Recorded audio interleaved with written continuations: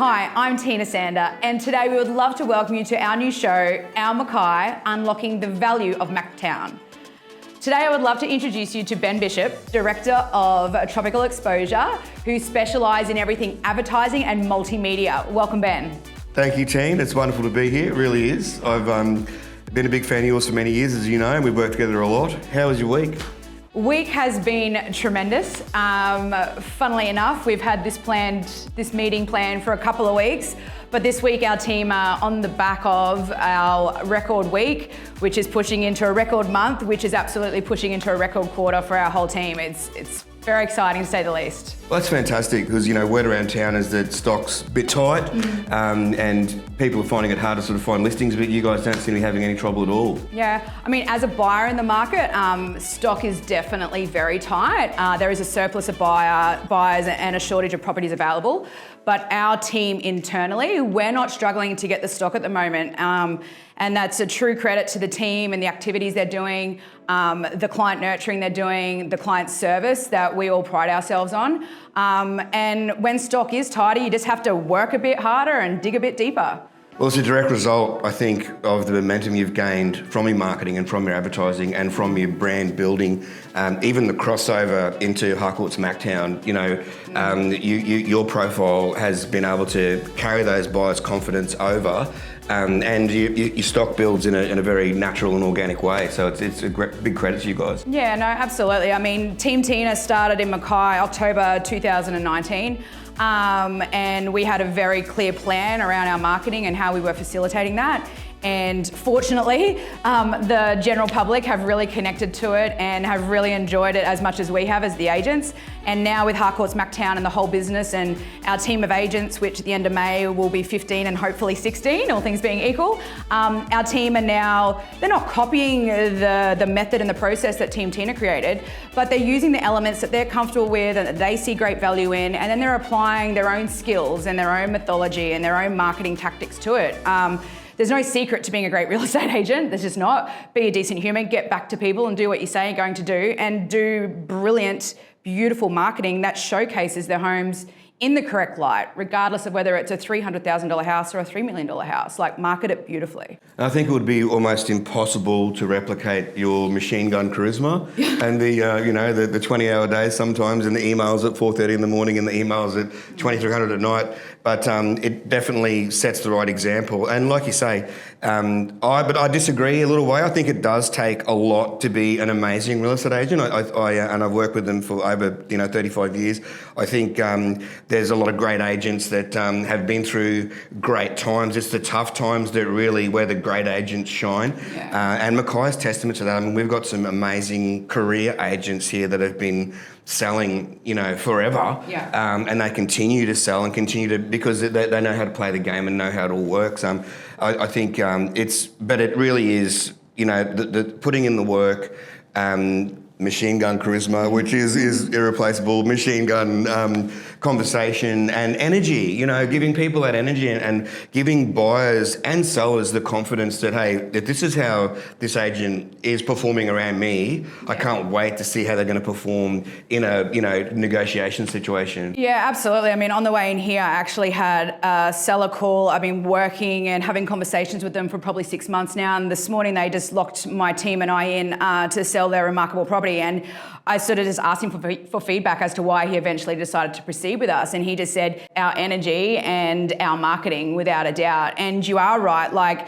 selling is a transfer of confidence and it's a transfer of energy. And it's our duty to have confidence and energy around people's property. Like, that's our job, that's our duty. We have to be passionate about it. We have to know the property intimately. And then we have to have quality conversations with buyers as to why there's value in that particular property. And you touched on the fact that, being a real estate agent, we're in one of the greatest markets this country has ever seen, but the tough times make brilliant real estate agents because you have to sharpen the pencil and you have to sharpen the saw and things take longer and you have to be across the detail. So while it's brilliant and amazing now, which is super exciting for everyone and the whole community, it's not always like that. But you've got to take the good with the bad. Exactly right. And for many, many years, I was quite sort of spoilt being in the broadcast game and in the Seven Network and around. And when I went out, contracting and by ourselves, I was surprised at how many people weren't marketing, So, and obviously that was kind of in the boom, 05, 06, when houses were just going ballistic, and it sort of created this little cycle where people that, had equity and realised they could get another 150, 200 grand for their houses. So it created another stimulus. It wasn't just the people coming to town looking for a place because they've, scored a better career option, whether it be, in the mines or in the support industries in Paget because of the boom. It was also sellers realising that, hey, there's movement here, I can make money. And so it created a little, and I love what you said before, a little bubble where you didn't really need to market. There was a place selling, off market. There's houses selling just by themselves and things like that. When we had that little bust around, 11, 12, how prices were still pretty good. There's a little bit of a loss, but there's agents out there that realise, well, we've really got to do it, rebrand, or at least push our brand again, get going. I think, marketing and advertising is just imperative, and you guys have done it so well, which leads us to, unlocking the potential. Well, tell me about your theory. We've spoken about it a lot, and it's great to see it come to light. Tell me about your unlocking theory. Yeah, sure. So I guess as an agent and with quite a few new team members coming on board, the approach that we're having with the team is that it's our job and it's our duty to uphold the value of this beautiful community of ours and unlock the value of it. And that's not just in regards to real estate, like unlocking the knowledge that new buyers and new people coming to town, the knowledge that they have about our community, unlocking the potential of our team, unlocking the value of a home, unlocking the knowledge of our whole community around certain suburbs. You and I were talking about suburbs this morning, and that sometimes certain suburbs get a certain stigma or a name attached to them, but it's our job now to unlock the great things about certain suburbs and certain parts of Mackay and surrounding regions. Like there's so many new people in the town. Like it's our job, not just as real estate agents, but all of us, to really unlock and uphold the value of the whole community. Because when real estate's going great, everyone's got a lot more confidence. There's a lot more energy around. And you know what? Like I said before, it's not always going to stay like this, but while it's like this, let's all work hard to unlock and uphold the value. I agree, and like our conversation this morning, and you and I have lived in other places, born and bred here, worked away, come back, and you bring back different skill sets, and you bring back an outside view that not saying people who lived here all their life don't have, but it's interesting to take that other perspective. And I think Mackay, we're so young, it's just such a young place.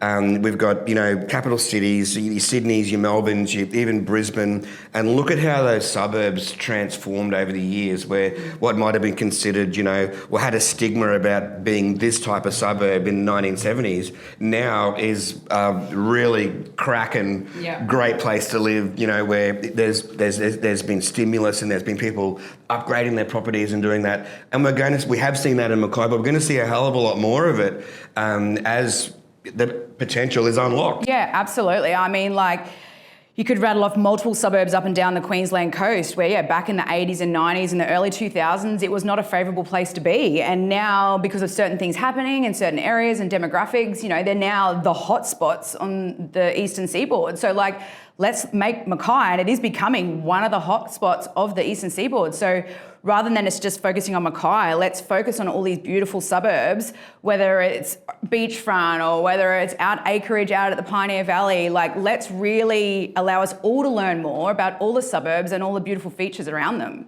100%, and it's I grew up at Town Beach, obviously. I love Town Beach. It was just where I had some of the greatest parts of my life. Haven't lived there again since.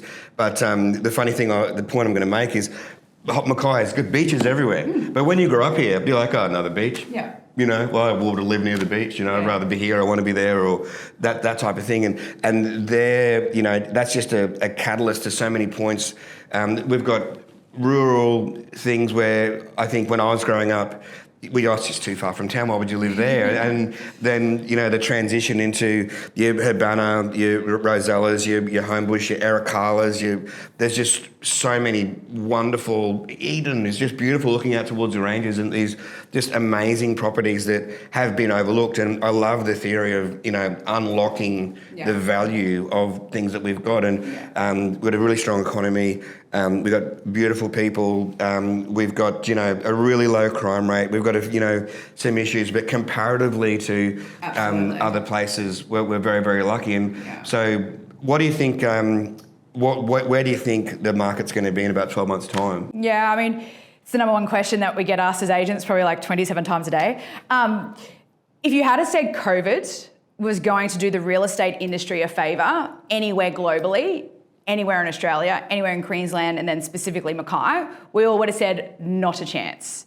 But here we are. The first lockdown was March 2020. So, we're now middle of 2024. So, we're 4 years ago. And COVID has done the real estate industry a tremendous favour. So you could never have forecast that. You could never have predicted it. This time last year, I personally would have thought that the market was going to start to slow down and cool off a little bit. However, in February this year, the first week of February specifically, we felt an instant upsurge of investors coming into town. I wasn't quite sure as to what was going on and to why such a big influx. We since found out that Mackay has been labelled as one of the best regional towns to invest in, not just in Queensland, but nationally. And there were two very high profile bloggers and YouTubers, investors, that's what they focus on. And they both pinned Mackay to be one of those towns, which is brilliant.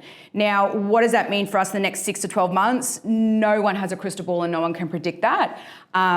There are no signs out in the marketplace that it's cooling at this point, just based on buyer activity, pricing, valuations, and the number of people still looking to purchase here. I would love to think for everyone involved, apart from some of the buyers, because it is really challenging as a buyer at the moment, and my heart and our hearts do just break for buyers out in the marketplace because they are competing sometimes against 20 or 30 other buyers, and it's not fun as a buyer. So it's definitely, while it's great and amazing over here, you do break a little bit for the buyers that are missing out and are struggling to find a new home. But for Mackay itself and homeowners in Mackay, it would be brilliant if it lasts for another year. It'd be brilliant if it lasts for another 2 years, but I feel like that could be a bit too hopeful. But I'd like to think we've got at least 12 months left. I reckon we've got 25 years. Perfect. 30 years. Done. 30 years. I'm the eternal optimist and very, very Absolutely, positive. 100%. And I can't see Mackay slowing down soon. It's been wonderful to be on the show with you today. Thank you very Next much. episode, Rental Market and Horizon, your support business that's looking after the rental side of things. We'll talk about the rental market and some hot property and some properties of the week. Perfect. Thank you for having me on the show. Well, thank you very much, Ben. That was absolutely amazing. Love the chat. And thank you for tuning in.